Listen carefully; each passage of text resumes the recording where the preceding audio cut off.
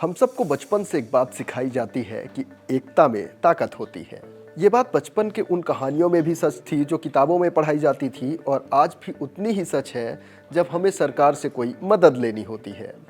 हमारे देश में बड़े उद्योगपतियों से लेके आर्थिक स्थिति से जूझते किसान तक की सबसे बड़ी उम्मीद सरकार और सरकारी योजनाओं से होती है। लेकिन अकेला किसान कई बार योजनाओं का पूरा फायदा नहीं उठा पाता।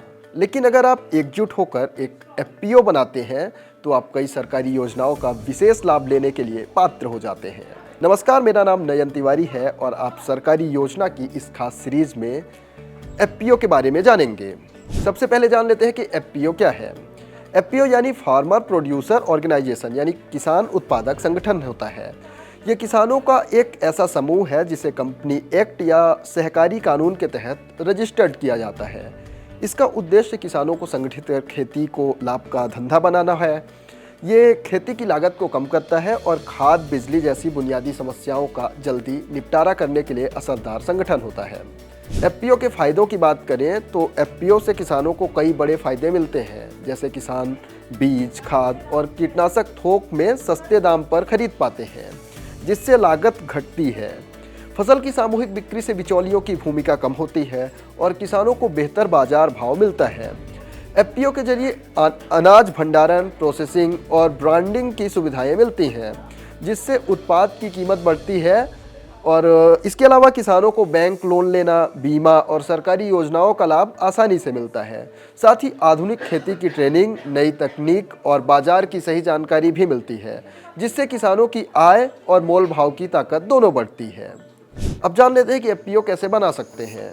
एफपीओ मुख्य रूप से दो तरह के होते हैं: प्रोड्यूसर कंपनी यानी उत्पादक कंपनी और कोऑपरेटिव सोसाइटी। प्रोड्यूसर कंपनी की बात करें तो ये कंपनी एक्ट के तहत रजिस्टर्ड होती है। इसमें किसान शेयर होल्डर होते हैं। इसमें कम से कम 10 किसान होते हैं और मुनाफा किसानों में बांटा जाता है। साथ ही कामकाज पेशेवर तरीके से चलता है।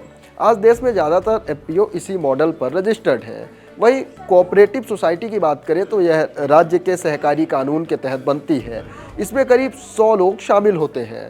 इसका संचालन सहकारी तरीके से होता है और इसमें सरकारी दखल ज़्यादा होता है। अब जानते हैं कि अगर आपको एफपीओ बनाना है तो क्या करना होगा। इसके लिए सबसे पहले हमें अपनी ही तरह के कम से कम 10 किसानों को जोड़ना होगा। वो 10 लोग वही होने चाहिए जो खेती, पशुपालन, डेयरी, मधुमक्खी पालन या मछली पालन जैसे कारोबार से जुड़े हों। इन्हीं में से हमें अपना एक अध्यक्ष बनाना होगा। इसके बाद अपना बिजनेस प्लान तैयार करना होगा कि आप किस काम के लिए संगठन बना रहे हैं। ये उद्देश्य कोई बिजनेस प्लान हो सकता है, कोल्ड स्टोरेज के लिए लोन लेना, खाद बीज का व्यापार या किसी अन्य सरकारी योजना का लाभ लेना हो। इसके बाद सरकार ने हर जिला या क्लस्टर में सीबीबीओ नियुक्त किए हैं, यानी क्लस्टर बेस्ड बिजनेस ऑर्गेनाइजेशन। यहाँ पैन कार्ड, बैंक खाता और जीएसटी लिया जाता है। आप यहाँ अप्लाई कर सकते हैं।